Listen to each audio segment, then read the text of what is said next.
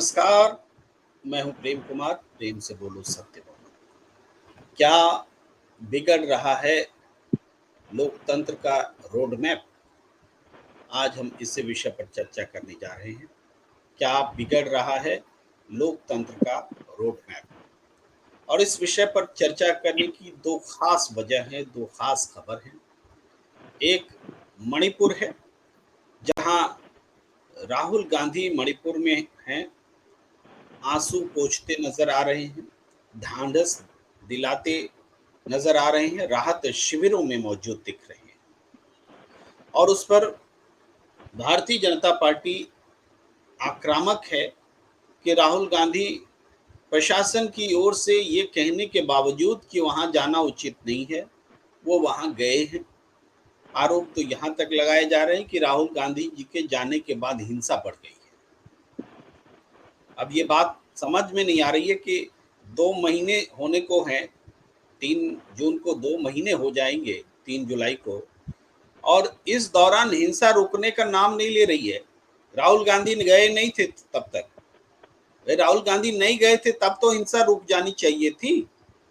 लेकिन आज राहुल गांधी जा रहे हैं तो सत्ता पक्ष कह रहा है कि ये हिंसा इससे बढ़ जाएगी। दूसरा कारण है जिस वजह से हम ये चर्चा कर रहे हैं कि क्यों रोड मैप जो लोकतंत्र का है बेपटरी हो रहा है, वो कारण है कि तमिलनाडु में राज्यपाल महोदय ने एक मंत्री को बर्खास्त करने की पहल कर दी। राज्यपाल मंत्री को बर्खास्त कर रहे हैं। हालांकि वो आदेश जो है अभी तब तक के लिए निलंबित बताया जा रहा है जब तक कि इसका लीगल ओपिनियन न ले लिया जाए। तो भाई बिना लीगल ओपिनियन लिए हुए आपने निर्णय जारी कर दिया क्या? तमिलनाडु सरकार ने तुरंत इस पर जबरदस्त रिएक्शन दिखाया कि एक मनोनीत व्यक्ति जो राज्यपाल के पद पर पदस्थ हैं, वो चुनी हुई सरकार के मंत्री को बगैर मुख्यमंत्री से पूछे हुए कैसे बर्खास्त करने की पहल कर सकता? ये लोकतंत्र का रोडमैप हमारा बिगड़ रहा है। इसको लेकर के ये दो उदाहरण है जिस पर चर्चा करना जरूरी है। और इस पर चर्चा करने के लिए हमारे साथ पैनल नामचीन, प्रतिष्ठित, विचारवान पैनल मौजूद है। हम आपको रूबरू कराते हैं। हमारे साथ जुड़ रहे हैं सत्यदेव चौधरी जी, वो सत्य बहुमत पार्टी के संस्थापक नेता हैं। आपका बहुत बहुत स्वागत है। हमारे साथ जुड़ रहे हैं अनिल गुप्ता जी, बहुत सीनियर जर्नलिस्ट हैं और निर्भीक ढंग से राय रखते हैं। मैं सबसे पहले सत्यदेव चौधरी जी के पास आना चाहूंगा। चौधरी साहब, आज मैं इस विषय पर किसी चर्चा में मौजूद था। मेरी पहली पंक्ति यही थी कि मैं उस वक्त का इंतजार कर रहा हूं, उस खबर का इंतजार कर रहा हूं जब राज्यपाल कैबिनेट को शपथ दिलाने से पहले कहेंगे कि मैं ऐसा नहीं करूंगा। मेरे फूफा, मेरे चाचा, मेरे साला, मेरे रिश्तेदार में से किसी को कैबिनेट में बर्थ दो, तब तो मैं शपथ दिलवाऊंगा, अदरवाइज मैं ऐसा नहीं करूंगा। मैं उस खबर का इंतजार कर रहा हूं। राज्यपाल की मर्जी है क्या कि चुनी हुई सरकार के मंत्री को बर्खास्त कर देंगे? राज्यपाल की मर्जी है क्या कि वो शपथ दिलाएंगे तो जब चाहे तब वो शपथ नहीं दिलाएंगे? ये कैसा लोकतंत्र है? कैसी लोकतंत्र की परंपरा हमने हमारी थी, है और रहने वाली है? गंभीर सवाल पैदा हुए हैं। यहीं से बात मैं शुरू करता हूं। जी चौधरी साहब। जी धन्यवाद प्रेम जी। देखिए, आज की स्थिति में तो ऐसा लगता है कि ना तो ये लोकतंत्र है और जिसके मन में जो आ रहा है वो कर रहा है, चाहे वो गवर्नर है, चाहे वो चीफ मिनिस्टर है, चाहे पीएम प्राइम मिनिस्टर हैं या कोई मंत्री संतरी जो भी कुछ है, वो सबके सब अपनी मनमानी की लट लगा रखी है उन्होंने। अभी तक तो यही सुनने में आता था कि भाई ये सांसद लोग बोलते हैं जी कि मैं आपको समर्थन तब दूंगा जब आप मेरे को ये पक्ष दे दोगे, मेरे को ये फेवर दे दोगे, तो वो बात तो समझ में आई। लेकिन ये एक बिल्कुल नई, मैंने अपने अभी तक जीवन काल के अंदर कभी नहीं सुना कि गवर्नर ने इस तरीके से एक्शन लिए हो कि वो अपनी मर्जी से जिस मर्जी में। तो फिर तो आप लोकतंत्र की बात छोड़ो, आप चुनाव ही क्यों करवा रहे हो? फिर तो चुनाव करवाने की जरूरत नहीं है। चुनाव जब सारा काम गवर्नर ने, राष्ट्रपति ने करना है, और इसी तरीके का अधिकार अगर राष्ट्रपति भी सेंट्रल गवर्नमेंट के ऊपर लगाने लग जाए तो फिर क्या स्थिति बनेगी? और विशेष रूप से जहां सेंट्रल गवर्नमेंट आज बीजेपी की है, तो जिस स्टेट के अंदर बीजेपी की सरकार नहीं है, ये सारी डिस्टरबेंस, ये सारी जो भी मुसीबत पड़ी हुई है वो सब वही है। जहां जिस स्टेट के अंदर भी बीजेपी की सरकार है, वहां गवर्नर कुछ नहीं बोलते, वहां सब कुछ ठीक ठाक चल रहा है। और जहां बीजेपी की सरकार नहीं है, जिस राज्य के अंदर, चाहे वो केरल में देख लो या तमिलनाडु में देख लो, या उससे पहले जैसे कर्नाटक में, उसमें महाराष्ट्र में था, तो ये लोकतंत्र क्यों, ये इसीलिए है कि हमारे पास लोकतंत्र की या बहुमत की या चुनाव करवाने कोई पक्षपात, इतना भेदभाव भरा हुआ सारा सिस्टम है ये, कि जैसे ये सब अफरा तफरी। इससे हो क्या रहा है कि जो काम होना चाहिए था वो हुआ नहीं, और जबरदस्ती समय बर्बाद हो गया हमारा। अब 4 घंटे 5 घंटे तक इंतजार करने के बाद में उसको होल्ड किया गया, उस निर्णय को। किया ही क्यों ये काम? किस लिए किया गया? किसकी इच्छा से किया गया? या किसने कहा उनको, गवर्नर को जी कि आप ऐसे करो? क्या राष्ट्रपति महोदय ने ऐसा बोला उनको, गवर्नर को? क्या उनसे पूछ के किया इन्होंने, या किसी प्राइम मिनिस्टर से या किसी मंत्री संतरी से? किसी से तो पूछा होगा ना, या अपनी मर्जी से कर दिया बस जो भी करना था? तो अपनी मर्जी से कर दिया तो फिर तो इसका मतलब ये हुआ कि कोई कहीं भी कुछ भी कर देगा, किसी से पूछने की जरूरत नहीं है। तो ये जो हमारी सरकारी व्यवस्था है कि प्राइम मिनिस्टर और ग्रुप ऑफ मिनिस्टर्स हर व्यवस्था के जिम्मेवार हैं, खाली अकेला प्राइम मिनिस्टर भी नहीं है, group of prime ministers, group of prime minister report देंगे, तब वो बात समझ में आती है। लेकिन आज के दिन तो हालत ही है कि अकेले प्राइम मिनिस्टर जो मर्जी अनाउंस करे जा रहे हैं, उनको संसद में चर्चा करवाने की जरूरत नहीं है। चाहे किसान बिल को देख लो। जोड़ता हूं, यहीं पर एक सवाल जोड़ता हूं सत्यदेव चौधरी जी, कि मणिपुर में तो इतने बुरे हालात हैं, वहां राज्यपाल कहाँ है? वहां राज्यपाल किसी को बर्खास्त करने की तो वो पहल करते नहीं दिख रहे। और महाराष्ट्र में भ्रष्टाचार के एक मामले पर ये कहते हुए कि भ्रष्टाचार की जांच को प्रभावित कर सकता है, वो एक्शन दे रहे हैं। यहाँ देश में कोर्ट नाम की चीज कुछ नहीं है, देश में और कोई व्यवस्था नहीं है, सब राज्यपाल देखेंगे। तो हटा दीजिए इस व्यवस्था को, सरकार चुनने की, मतदाता जो इतनी कवायद करते हैं और लोकतंत्र हम बोलते हैं, सबकी क्या जरूरत है? हर जगह मनोनीत कर दीजिए राज्यपाल को और शासन चले। मणिपुर में क्यों नहीं ये राज्यपाल दिख रहे हैं जी? हाँ, मणिपुर में देख ले, मणिपुर में जो 2 महीने से हिंसा हो रही है उसको रुकवा दें राज्यपाल, या राज्यपाल वहां पर है ही नहीं।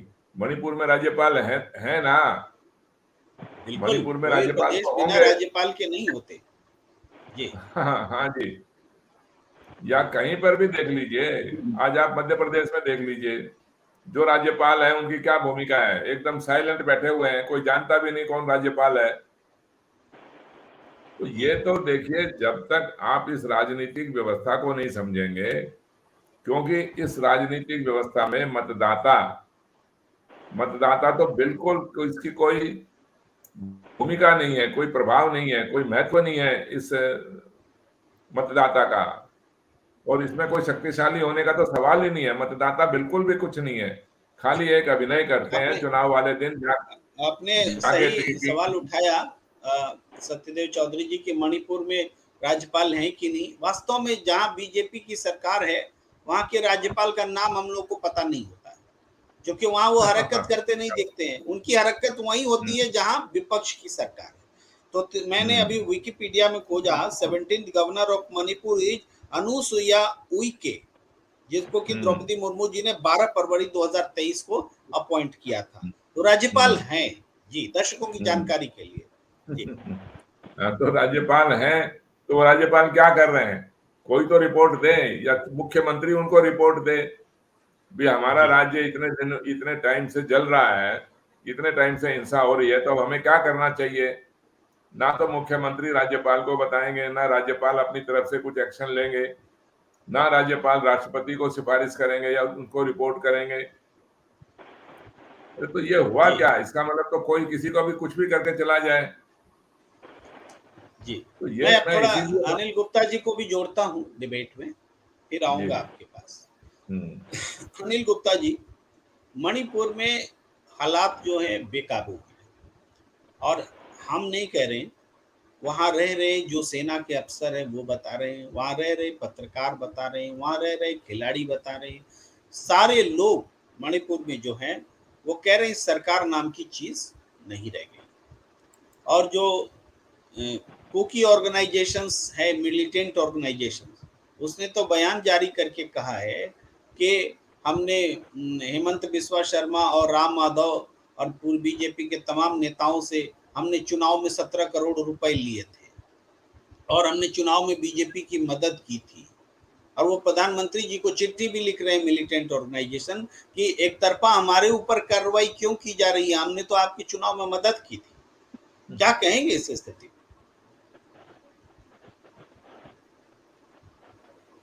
क्या कहेंगे प्रेम जी?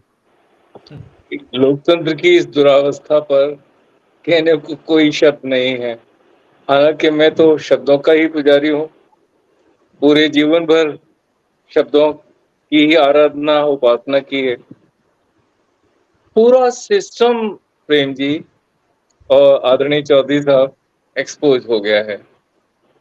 जिनका लोकतंत्र में विश्वास नहीं है वो सत्ता अधिष्ठान संचालित कर रहे हैं। जिनका लोकतंत्र में विश्वास नहीं होगा और वह इस संविधान की आड़ में सत्ता में आ जाएंगे तो इनसे यही अपेक्षित है, वो यही करेंगे जो कर रहे हैं। चारों ओर अधिनायकवाद की दुर्गंध लोकतंत्र के इस तथाकथित परिवेश में फैल रही है। मीडिया चुप है, राजनीतिक दल खामोश हैं। कोई एक राजनेता जाता है तो पराकाष्ठा ये है प्रेम जी कि ऐसा कभी नहीं हुआ होगा इतिहास में कि सत्ता पक्ष विपक्षी नेता के विरोध में प्रदर्शन आयोजित कराए और ये कहे कि वहां की जनता गो बैक के नारे लगा रही है। ये प्रायोजित प्रपंच, तमाशा, नाटक, इसके लिए क्या शब्द हैं प्रेम जी आपके पास? मेरे पास तो मेरी शब्दावली में तो शब्द मैं ढूंढ रहा हूं, मिल नहीं रहे। अनिल गुप्ता सर, थोड़ी सी बात यहाँ पर रखनी जरूरी है। एक तस्वीर आपने देखी होगी मणिपुर में कि जब राहुल गांधी वहाँ पहुँचते हैं तो उनकी कार के सामने महिलाएं खड़ी हैं और कार पर लेटती हैं, उनसे फिर विनती करती हैं और फिर कहती हैं कि हम आपको अपनी बात सुनाना चाहती हैं। ये तस्वीर दिखाते दिखाते हमारे देश की मुख्य धारा की मीडिया अचानक उसको विरोध की तस्वीर कहने लग जाती है। ये तस्वीर समर्थन की तस्वीर थी, मदद मांगने की तस्वीर थी, और उस तस्वीर को मीडिया ने दिखाया कि ये विरोध कर रहे हैं। अब इस मीडिया की भूमिका को इस लोकतंत्र में हम कैसे आके कैसे देखें? क्या मीडिया, क्या अन्य संस्थाएं, सबका बुरा हाल है। हम लोग अनेक बार चर्चा कर चुके हैं। लोकतंत्र इन लोकतांत्रिक संस्थाओं से ही चलता है। इन संस्थाओं में से प्राण निकल गए हैं। केवल संस्थाएं हैं, स्थूल शरीर उनका है, उसमें कोई चेतना नहीं है। लोकतांत्रिक चेतना के बगैर आप लोकतंत्र की कल्पना कैसे कर सकते हैं?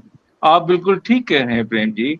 महिलाएं सिर छाती पर रखकर राहुल गांधी की छाती पर सिर रखकर अपना रो रही थी, अपनी व्यथा, अपना कष्ट का वर्णन कर रही थी।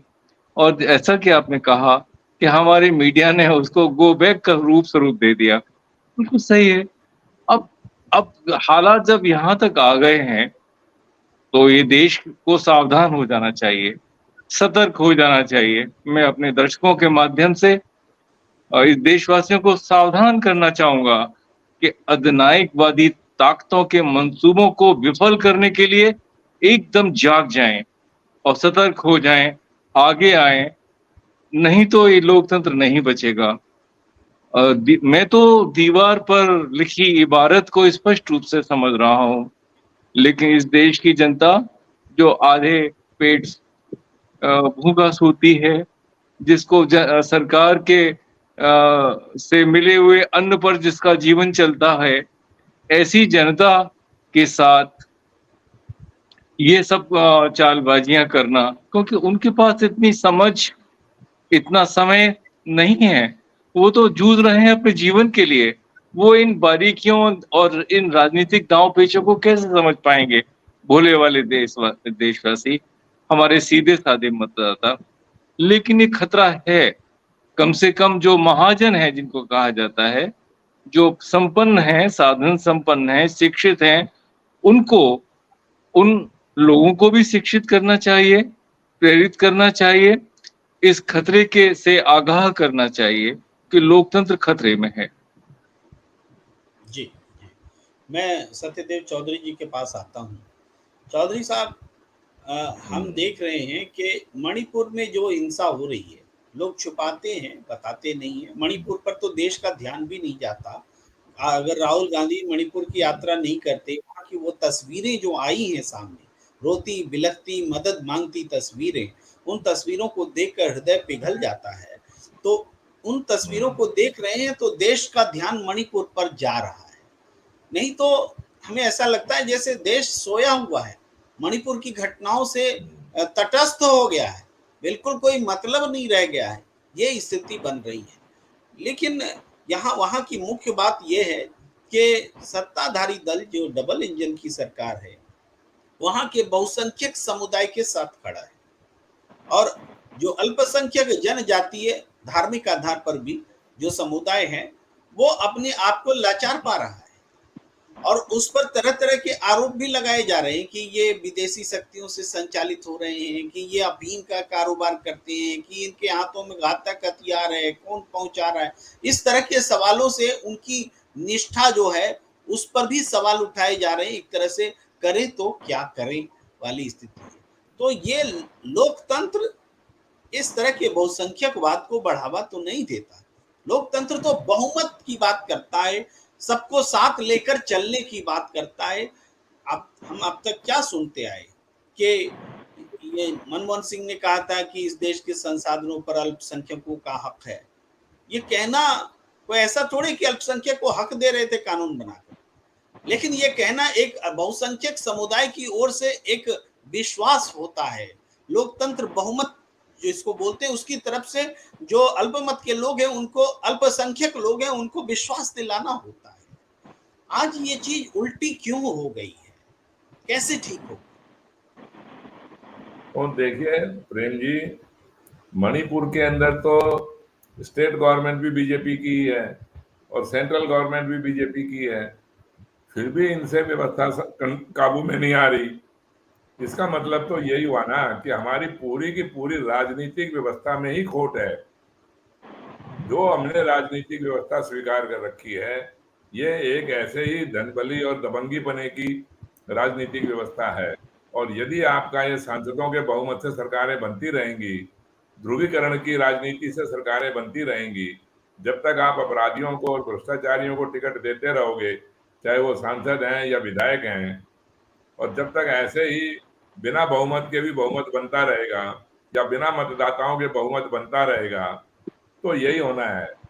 इनमें से किसी के भी, जैसे आज बीजेपी की सरकार गवर्नमेंट सेंट्रल गवर्नमेंट में, बीजेपी मणिपुर के अंदर है, तो भी इनको मणिपुर की परवाह नहीं है, क्योंकि इनको ये समझ में आ रहा है कि भाई वहां पर हमारा कोई बहुत ज्यादा इसकी आवश्यकता ही नहीं है।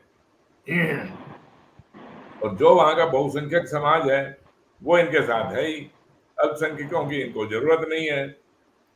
लेकिन अल्पसंख्यक चौधरी साहब यहाँ पूछना जरूरी बनता है कि राहुल गांधी को चिंता नहीं है क्या चुनाव में वोट लेने की? वो इसकी परवाह क्यों नहीं कर रहे? नहीं तो देखिए, अगर बीजेपी को उन अल्पसंख्यकों के वोटों की आवश्यकता होती फिर तो ये झगड़ा जल्दी खत्म हो जाता, फिर तो जल्दी समाप्त हो जाती है बात।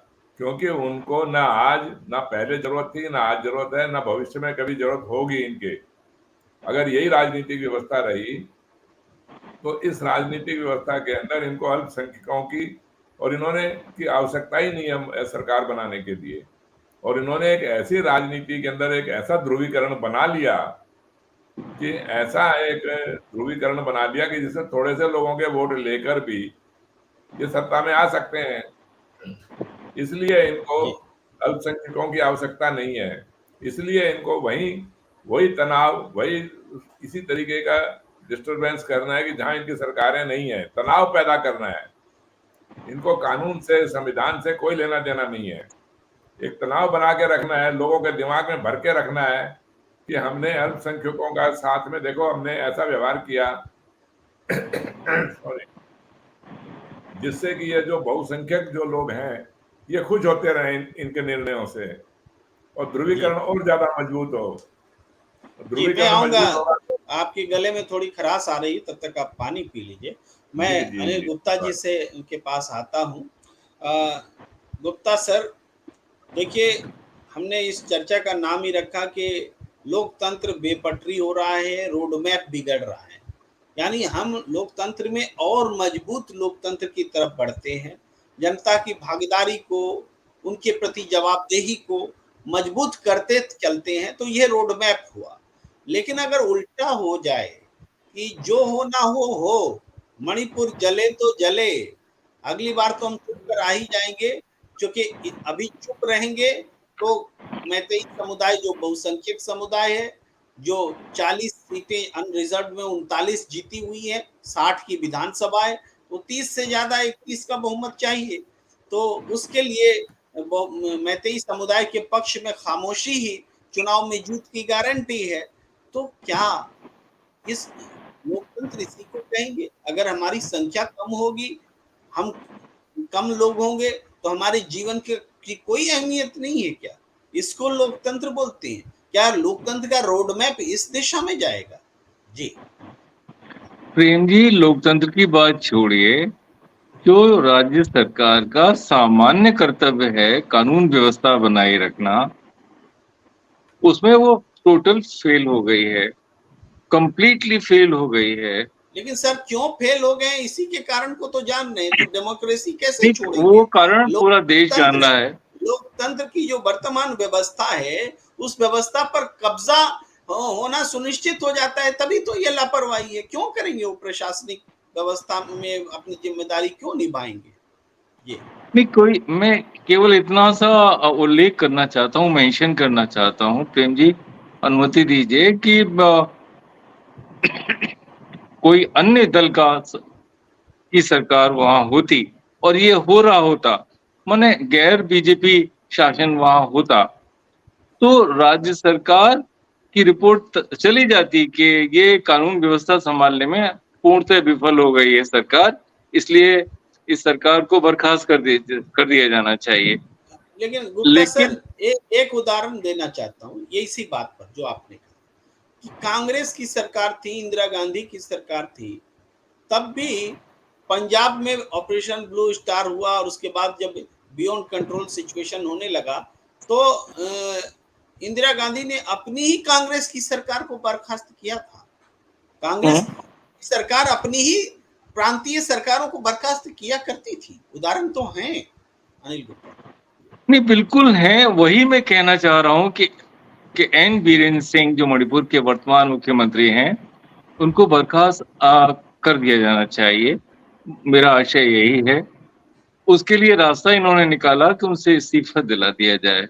उन्होंने अपना इस्तीफा लिख भी लिया, लेकिन अब वह एक तरह से कुछ कहीं से कोई ताकत मिल गई है, वो इस्तीफा उन्होंने फाड़ के फेंक दिया है और कहा हम इस्तीफा नहीं देंगे। कल रात में देर रात मीटिंग चली और सबसे बड़ी बात ये कि अब जो गवर्नर हैं वो कहने को है कि वो राष्ट्रपति के अधीन काम करते हैं, राष्ट्रपति को रिपोर्ट करते हैं। वो रिपोर्ट देश के गृह मंत्री को करते हैं और बिल्कुल एक साधारण एम्प्लॉय की तरह उनका आचरण है। गृह मंत्री का आदेश जो हो जाता है उसको दिन भर उसके पालन करने में वो लगे रहते हैं। तो ये लोकतंत्र बिना लोक कल्याण की भावना के चल नहीं सकता। वर्तमान लोकतंत्र लोक कल्याण की भावना से नहीं, पूंजी से संचालित हो रहा है और इसको जनता ही इसको दुरुस्त करेगी और मुझे आशा है कि करेगी, अवश्य होगा। जी, जी। मैं चौधरी साहब के पास आता हूँ। चौधरी साहब, लोकतंत्र को दुरुस्त करने का काम जनता करे, इसके लिए पहल भी तो बड़े लेवल पर करनी होगी। जनता में अधिकांश हिस्सा सारे लोग समझते सब कुछ है, लेकिन करे कैसे उनको पता नहीं होता।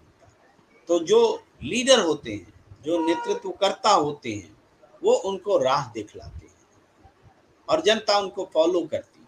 आज की जो अव्यवस्था है, कुव्यवस्था है, कुशासन है, ये जनता देख रही है, महसूस भी कर रही है, लेकिन करे क्या? भाई किसी समय राजीव गांधी की सरकार के खिलाफ बीपी सिंह आ जाते हैं तो जनता उनका साथ देने लगती है। भाई कभी जयप्रकाश नारायण जी के साथ जनता खड़ी हो जाती है, कभी भाई दिल्ली के लेवल पर अरविंद केजरीवाल जी के साथ जनता खड़ी हो जाती है। जनता तो खड़ी होने के लिए तैयार है, लेकिन समाधान कैसे मिलेगा? नहीं, देखिए प्रेम जी, मैं अनिल जी की बात से 100% से भी ज्यादा सहमत हूँ कि इसका समाधान जो भी होगा वो जनता के द्वारा ही होगा। ये जो आज का जो जो नेता लोग हैं या जो भी राजनीतिक व्यवस्था है, इससे समाधान की तो आशा करना ही बर्बादी, समय को बर्बाद करना है। इनसे कुछ होने वाला नहीं है। वो हमने 75 साल से देखा है। जो भी कुछ होना है, जैसा अनिल जी कह रहे हैं कि जनता ने ही समाधान करना है, तो वो जनता को समाधान करने के लिए ही तो मैं बार बार बोलता हूँ कि सत्य बहुमत होना चाहिए। मेरा और क्या मतलब है, मैं यही कहना चाहता हूँ कि भाई जब बहुमत जब जनता के वोटों से, मतदाताओं के वोटों से बनने लगेगा, तब इसका समाधान हो जाएगा। और ये समाधान देखने के लिए आपको बहुत ज्यादा दूर तक जाने की आवश्यकता नहीं है, बहुत ज्यादा संघर्ष करने की भी आवश्यकता नहीं है, बहुत ज्यादा आंदोलन, भूख हड़ताल करने की भी आवश्यकता नहीं है। ये तो हमने जो सत्य बहुमत की राजनीति बनाई वो इसी आधार के ऊपर बनाई कि जनता का, मतदाताओं का बहुमत होना चाहिए, वो शक्तिशाली होने चाहिए। ये तो 2024 में ही करके देख लो आप। ये एक एक्सपेरिमेंट छोटा सा करके देखना है तो पूरे देश में तो अपने आप लागू हो जाएगा। एक क्षेत्र के अंदर जिसमें हम बोल रहे हैं कि भाई दिल्ली के चांदनी चौक क्षेत्र के अंदर करके देख लो, तो ये तो करके देखिए आप, एक क्षेत्र से क्या फर्क पड़ेगा। इतने 543 क्षेत्रों में से अगर एक क्षेत्र के अंदर मान लो सत्य बहुमत जीत भी गया, और उसका तो एक एक्सपेरिमेंट तो हो जाएगा ना, एक प्रयोग तो हो जाएगा। और जनता को शक्तिशाली बनाने का और क्या तरीका है, या जनता के को कैसे आंदोलन में बदलोगे? जब 90% लोगों को राशन दिया जा रहा है फ्री के अंदर, और जिन जिन लोगों को भी चुनावों के अंदर को लालच देके, पैसा देके, कुछ भी और उपहार देके आप बहुमत बना लेते हो, तो ज्यादातर लोग तो इससे सहमत ही नहीं है। जिस राजनीतिक व्यवस्था में 50 से 60% लोग वोट ही न डालते हो, वो क्या वो उसको आप लोकतंत्र बोलोगे क्या? लोकतंत्र तो नहीं है वो। लोकतंत्र के अंदर तो लोग बढ़ चढ़ के अपनी मर्जी से, अपनी खुशी से भाग लें। लोकतंत्र के अंदर, लोकतंत्र में चुनाव के अंदर भाग लेने के लिए आपको विज्ञापन ना करना पड़े, आपको रैलियां ना करनी पड़े, आपको इतना विज्ञापन नहीं करना पड़े रैलियों के माध्यम से या अखबारों के माध्यम से। लोकतंत्र तो हम उसको बोलेंगे, और वो काम बड़ी आसानी से हो सकता था और हो सकता है अभी भी। लेकिन जब उसके ऊपर देखिए, नेता तो ये लोग जो आज के नेता हैं, ये लोग इसके अंदर बिल्कुल भी गंभीर नहीं बनेंगे। जो बात हम बोलते हैं कि भाई मतदाताओं के बहुमत से सरकार बननी चाहिए, उसके ऊपर बैठ के चर्चा करो। उसमें अगर कोई आपको कोई प्रश्न है तो प्रश्नों का वाद विवाद करके उसका हल ढूंढ लेते हैं। तो सवाल इसका समाधान लोकतंत्र के अंदर है, जनता के द्वारा ही, जनता ही करेगी इसका समाधान। ये नेताओं ने करना होता तो कर चुके होते। इन नेताओं के कहने से ही तो सारा जी काम खराब हो रहा है, नेता ही तो बिगाड़ रहे हैं सारे खेल को।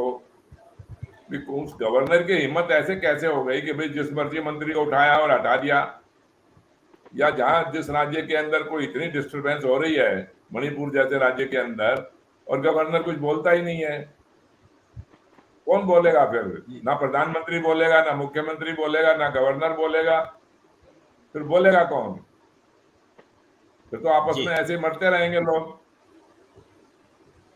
कभी जी 2, कभी 5, कभी 10 आदमी ऐसे मरते रहेंगे, और टाइम बीतता रहेगा। टाइम तो बीत ही गया, एक मैं एक दिन करते करते 2 महीने बीत गए ना।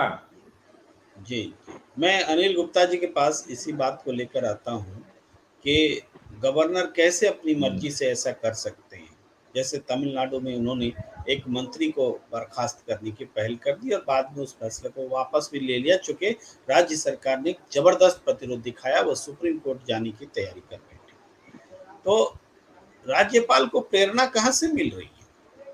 जब दिल्ली में दिल्ली सरकार अपने अधिकार मांग रही थी कि एक चुनी हुई सरकार को कम से कम ट्रांसफर, पोस्टिंग, शासन चलाने का अधिकार होना चाहिए, तो सुप्रीम कोर्ट में सुनवाई हुई।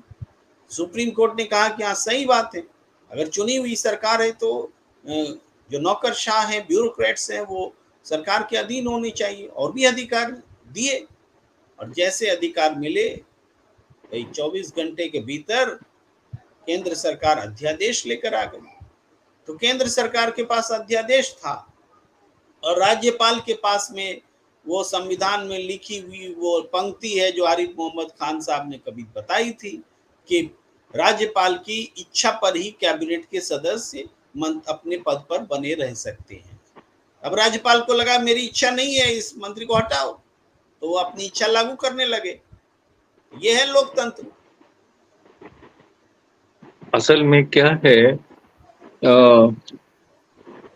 इस तरह की बातें, आवाजें सुनाई दी हैं कि वर्तमान सत्ता में जो लोग हैं वो ज्यादा पढ़े लिखे नहीं हैं। अब जो शब्द इस्तेमाल किए जाते हैं वो उनको मैं नहीं उद्धृत करना चाहूंगा, लेकिन ज्यादा पढ़े लिखे हुए नहीं हैं और वो सामने आ रहा है। संविधान को पढ़ नहीं सकते ठीक से, उसको समझ नहीं सकते। और असल में दिक्कत यह है कि जिन राज्यपालों को, जिन व्यक्तियों को राज्यपाल बनाया जा रहा है, चयन किया जा रहा है, अब जैसे कि जो हम प्रसंग चल रहा है जिस पर हम चर्चा कर रहे हैं, वो राज्यपाल मिस्टर एन रवि वो पुलिस अधिकारी थे। अब राज्यपाल के रूप में तो उन्हें मंत्रिमंडल की सिफारिश पे काम करना है, लेकिन वो हीरोइज्म उनका आ जाता है। कभी कभी क्या ज्यादातर मामलों में तो इशारा होता है केंद्र सरकार का, और गृह मंत्री के माध्यम से होता है, वो गृह मंत्रालय देखता है इन गवर्नर्स को। और लेकिन कभी कभी अपने मन से भी हीरोइज्म आ जाता है। मुझको ये लगता है कि इस मामले में वहाँ के गवर्नर ने अपने ही प्रेरणा से ये स्टेप उठा लिया, संविधान को गुप्ता गलत समझ साहब, के कारण। हीरोइज्म आ जाता है, सही बात है, मानते हैं, एक पुराने पुलिस के अफसर हैं, हीरोइज्म आ जाता है, लेकिन हीरोइज्म तो यहाँ भी आना चाहिए ना। एक आदेश उन्होंने जारी किया और वो लागू नहीं हो पाया, तो हीरोइज्म तो ये है कि इमीडिएट कुर्सी छोड़ दीजिए। भाई अपना स्वार्थ आता है तब हीरोइज्म नहीं जो दिखता है, दूसरे को नुकसान पहुंचाने के लिए हीरोइज्म है, तो इसको क्या हीरोइज्म बोलेंगे? नहीं, वो गृह मंत्री का जब आ गया आदेश कि इसको होल्ड पे डालो, तो होल्ड पे डाल दिया। तो उनको समझ में आ गया कि हमारे जो मालिक हैं, हमारे बॉस हैं, हमारे आका हैं, वो नहीं चाहते ये सब। ये तो वैसे ये तो नौकरिज्म हुआ ना, हीरोइज्म कहाँ हुआ? नहीं, हीरोइज्म मतलब उनको अपना कुछ से दिखाने का, उनको लगता है कि हम एक राज्यपाल ने असल में उदाहरण सेट कर दिया है कि अनर्गल परेशान करते रहो मुख्यमंत्री को तो प्रमोशन हो जाएगा। वो राज्यपाल उपराष्ट्रपति बन गए। तो प्रेरणा स्रोत हैं उनके बीच में। चौधरी साहब मुस्कुरा रहे हैं, लेकिन ये बात सत्य है, तो मुस्कुराने की नहीं है। हीरोइज्म से ही जुड़ा हुआ एक और उदाहरण गुप्ता साहब, जो कि संदर्भ है मणिपुर में। आपने ही बताया, चर्चा में है कि मुख्यमंत्री का मन हुआ कि इस्तीफा दे देना चाहिए, लिख भी डाला और फाड़ के भी फेंक दिया। तो ये हीरोइज्म था कि उनके मन में कुछ जागा कि अब इस्तीफा दे देना चाहिए। अचानक वो रिवर्ट हो गया, कहाँ चला गया हीरोइज्म? जी मुझे लगता है हीरोइज्म नहीं था। मेरा अपना गैस है, अनुमान है। मैं इस समय सक्रिय रिपोर्टिंग में मैं नहीं हूँ, मुझे नहीं पता। मुझे लगता है, मेरा अनुमान है, अनुभव के आधार पर बोल रहा हूँ कि यह केंद्र से निर्देश रहा होगा और बाद में कुछ वहां की स्थानीय ताकतों ने उनको ये करने से रोक दिया। इसके आने वाले 1-2 दिन में ये स्पष्ट हो जाएगा। यदि ऐसा है तो कुछ गंभीर समाचार, कुछ खतरनाक चीजें हो सकती हैं, घटित हो सकती। जी, मैं एक बार फिर से सत्यदेव चौधरी जी का रुख करता हूँ। देखिए, गंभीर समाचार की आशंका बता रहे हैं अनिल गुप्ता जी, और सरकार हमारी अकर्मण्य बनी हुई है, निष्क्रिय बनी हुई है, मणिपुर अशांत है, प्रधानमंत्री ने अब तक एक शब्द नहीं बोला है। देखिए, कर्नाटक में चुनाव चल रहे थे जब 3 मई को ये घटना घटी थी मणिपुर में, और चुनाव नतीजे वो 10-11 मेरे ख्याल से जून को आए थे। उस समय तक कोई भी केंद्र सरकार का नुमाइंदा, बीजेपी के मंत्री सरकार में कोई मणिपुर जाने की बात नहीं सोचते। हिंसा होती रही और केंद्रीय गृह मंत्री 1 महीने बाद वहां पहुंचे, 3 दिन तक रहे भी, लेकिन रहने के बाद भी जो भी प्रयास किए वो निष्फल साबित हुए, चूंकि उन्होंने स्टेक होल्डर से बातचीत का रास्ता नहीं खोला। प्रधानमंत्री जी किन्हीं से मिले नहीं, विदेश चले गए। विदेश से लौट कर आए तो ऐसा नहीं कि एक्टिव नहीं है, वो हर उस प्रदेश में जा रहे हैं जहां चुनाव होने वाले हैं। मध्य प्रदेश में वो गए, उनके मंत्री अमित शाह जी राजस्थान में गए, राजनाथ सिंह जी राजस्थान में गए, बिहार भी आए, चूंकि बिहार में विपक्ष की बैठक हो रही थी। जेपी नड्डा जी भी ऐसे ही प्रदेशों में जा रहे हैं जहां चुनाव हो रहा है। तो चुनाव इतना महत्वपूर्ण है और मणिपुर बिल्कुल महत्वपूर्ण नहीं है। और आपको थोड़ा सा बताना पड़ेगा इस जनता के सामने कि मणिपुर में जा ही नहीं रहे, वहां चुनाव नहीं महत्वपूर्ण है। बाकी जगह जहां चुनाव होने वाले इमीडिएटली वो महत्वपूर्ण हो गया, वहां तो खूब जा रहे हैं। ये चक्कर क्या है? तो मैं तो प्रेम जी देखिए इसलिए मुस्कुरा रहा हूं कि मुझे समस्या का समाधान चाहिए। मैं खाली समस्याओं का वर्णन करने के अंदर मेरी कोई दिलचस्पी है नहीं। मैं किसी भी समस्या का समाधान एक लोकतांत्रिक तरीके से, लोकतांत्रिक राजनीति की विधि से समाधान चाहिए हमारे को, जिससे कि ये बार बार हमारे को इस तरीके की व्याख्या और इस तरीके का वाद विवाद ना करना पड़े, और जो वाकई असल में जो मुद्दे हैं हमारे, हम उसके उसके समस्या के समाधान की ओर आए। ये तो कोई समस्या ही नहीं है कि मणिपुर क्यों जल रहा है या तमिलनाडु के गवर्नर ने ऐसे क्यों कर दिया। तो तमिलनाडु के गवर्नर ने यदि पहले निर्णय लिया उस मंत्री को हटाने का, या तो वो गलत था, और अगर वो ठीक था तो फिर गृह मंत्री के निर्देश देने से वो रुक कैसे गया? अगर वो पहले ठीक थे तो बाद में भी कहते जी नहीं मैं तो ठीक हूं, मैं गलत हूं ही नहीं, या तो मैं जा रहा हूं यहाँ से गवर्नरी छोड़ के, नहीं तो मेरा ये निर्णय फाइनल है। मतलब आप ये कह रहे हैं या तो उनका इस्तीफा देने की पेशकश गलत थी और या फिर हाँ उनका इस्तीफा वापस लेना गलत था, और दोनों ही जी। स्थिति में थोड़ी भी रत्ती भर भी अगर लोक लाज है तो उनको अपने पद पर नहीं रहना चाहिए, हाँ, क्योंकि संवैधानिक पद है। जी जैसे जैसे किसानों के बिल जिस समय पास करे गए बिना किसी चर्चा के लोकसभा के अंदर, तब भी वो ऐतिहासिक निर्णय थे, ऐतिहासिक बिल पास हुए, तब भी वो निर्णय बहुत ऐतिहासिक था संसद का। और जब 1 साल 1.25 साल के बाद में उसको वापस लिया गया तब भी ऐतिहासिक बना, तब भी इनके नेताओं ने यही कहा जी कि बहुत ऐतिहासिक निर्णय है। अरे वाह भाई, जब बनाया तो भी ऐतिहासिक था, वापस ले लिया तो भी ऐतिहासिक है। तो आम जनता क्या समझे इस बात को? तो मैं इसीलिए देखिए मुस्कुराहट के साथ साथ मैं इसी समाधान के ऊपर आना चाहता हूं कि जिससे कि हमारा समय बर्बाद ना हो और हम एक बात को समझ के इस लोकतंत्र को समझते हुए मतदाताओं के ऊपर छोड़ें। ये नेताओं के ऊपर हम छोड़ें ही ना इस बात को कि नेता लोग तो हमारे समझ लो हमारे सेवा करने वाले हैं, सर्विस देने वाले हैं हमारे को। हमारे मालिक तो है ही नहीं ये लोग, ये आज मालिक बन के बैठ गए। तो मतदाता जब शक्तिशाली बनेंगे, मतदाता जब शक्तिशाली बनेंगे तो ये सारी समस्या का समाधान हो जाएगा। ये मैं समस्या कोई ऐसी एक समस्या दर्शक नहीं की है। प्रतिक्रिया रख रहा हूं कि धार्मिक उन्माद के अतिरिक्त मोदी सरकार के पास और कोई मुद्दा नहीं है। ये हमारे एक दर्शक ने प्रतिक्रिया दी है, मैंने रख दी। जी बिल्कुल ठीक कह रहे हैं ये कि केवल इनके पास धार्मिक उन्माद के, इनको कुछ नहीं पता। जैसे अनिल जी कह रहे थे कि बिना पढ़े लिखे लोग हैं, इनको ना संविधान से मतलब। जब बिना संविधान को पढ़े, बिना मर्यादा में, बिना नैतिकता में रहे सरकार बना सकते हैं। देखो ना, सरकार बनाने का इससे सरल तरीका और क्या हो सकता है कि थोड़े से लोगों का ध्रुवीकरण कर लो और सरकार बना लो। भ्रष्टाचारियों को टिकट दो तो भी सरकार बना लो, अपराधियों को टिकट दो तो भी सरकार बना लो, झूठ बोलो तो भी सरकार बना लो। कोई बोलने वाला नहीं है, कोई पूछने वाला नहीं है। इसीलिए जी तो मैं बोलता हूं बार बार कि मतदाताओं के बहुमत से आप सरकार बनाइए तो यह सारी समस्या का समाधान हो जाएगा।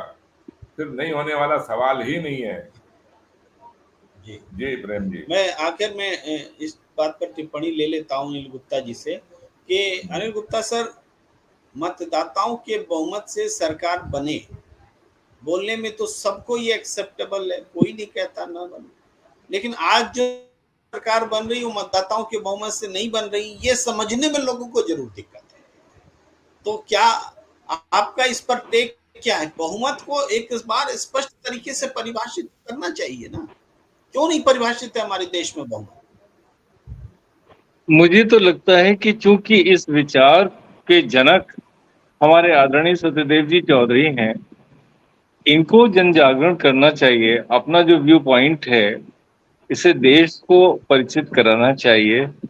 बहुमत क्या है, सत्य बहुमत क्या है, और ये क्या इसकी मॉडलिटीज हो सकती हैं, किस तरह से हमारे यहाँ चुनाव होना चाहिए, क्या बस भी एक और प्रतिक्रिया कानून पढ़ रहा में। हूं दर्शकों की, हमारे स्क्रीन पर है। एक दर्शक लिख रहे हैं, रजत तिवारी, कि राजनीतिक व्यवस्था में सुधार की बहुत जरूरत है। जी आप अपनी बात जारी रखें। तो ये तो एक वानगी मिल गई। चौधरी साहब को इस प्रतिक्रिया से प्रसन्न होना चाहिए। जैसे कि चावल एक देख लेते हैं तो वैसे ही प्रतिक्रिया है। जनता जरूरत महसूस कर रही है। चौधरी साहब आप आगे आइए, देश स्वागत करेगा, आपकी बात को सुनेगा, समझेगा। हो सकता है कि तस्वीर बदल जाए। जी चौधरी साहब, आपकी टिप्पणी के साथ ही मैं इस तो चर्चा को वाइंड अप करूंगा। जी जी जी, देखो अनिल जी, जन जागरण करने की, मैं अगर मेरे अकेले से जन जागरण हो जाता तो शायद आज से 10, 12, 15 साल पहले भी हो चुका होता। लेकिन क्योंकि यह जन जागरण और पूरे देश की राजनीतिक व्यवस्था के ऊपर चर्चा करना और उसके ऊपर एक मत बनाना, सहमत करवाना लोगों को, यह अकेले आदमी के बस का नहीं है, अकेले आदमी से संभव नहीं है। ये चुनावों की प्रक्रिया से हमारे को सर, गुजरना पड़ेगा यहाँ इसको संभव करवाने के लिए। थोड़ी सी टिप्पणी करना चाहूंगा चौधरी साहब। देखिए, विचार कभी अकेला नहीं होता। सत्यदेव चौधरी जी जो विचार रख रहे हैं, सत्य बहुमत का विचार, ये विचार आगे आने वाली पीढ़ियों को प्रेरित करती रहेंगी। सत्य बहुमत क्या है ये लोगों को समझ में आए ना आए, देर से आए जल्दी आए, लेकिन विचार कभी अकेला नहीं। इसके साथ जुड़ने वाले लोग जैसे अनिल गुप्ता जी हैं, जोर शोर से बोलेंगे, बोल रहे हैं, हमारे दर्शक हैं, बोल रहे हैं, पूरे हमारे दर्शक समूह है, सारे लोग, उनके दिमाग में ये बात जब स्पष्ट होगी कि हम जिस लोकतंत्र के रास्ते पर चल रहे हैं उसमें करेक्शन की आवश्यकता है और उसका आधार ये विचार है, तो हमें नहीं लगता कि ये विचार अकेला है, ये हमेशा इसके अपने पीछे समूह को आमंत्रित करता रहेगा। जी।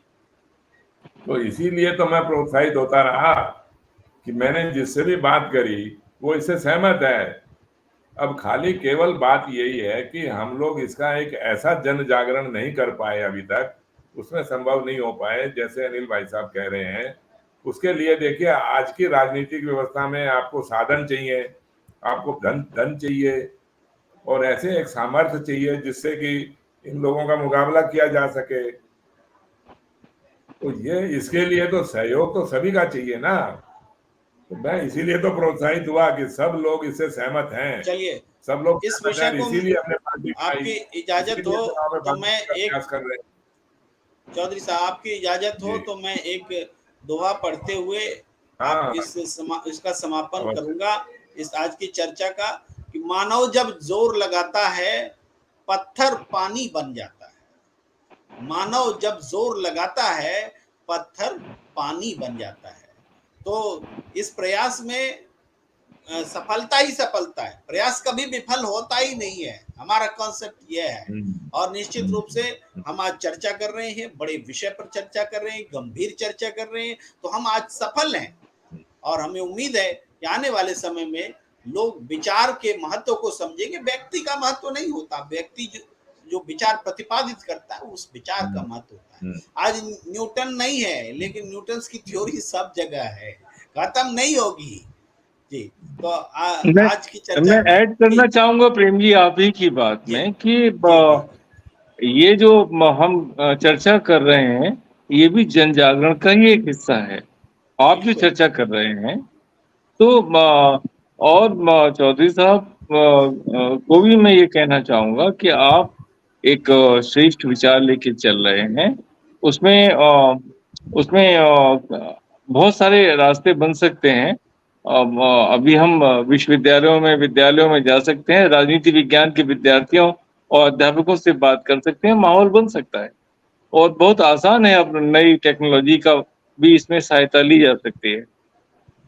जी, तो आप जरूर थोड़ा इस लीड पर बात करिए, होती रहेगी। आप थोड़ा मार्गदर्शन दीजिए, जी आप जी, करिए हम इसका लोग इस विषय पर कार्य में हूँ आपके। जी हम लोग इस विषय पर ऑफलाइन भी बात कर लेंगे। अभी दर्शकों से विदा होने का वक्त। आप सबका बहुत बहुत आभार। जी सत्यदेव चौधरी धन्यवाद। जी, अनिल गुप्ता जी और धन्यवाद। तमाम दर्शक जो लगातार हमारे साथ जुड़े रहे हैं, हम्म, आप नियमित रूप से हमारे साथ जुड़े ताकि ये चर्चा सार्थक हो और गाड़ी आगे बढ़े। नमस्कार। जी नमस्कार।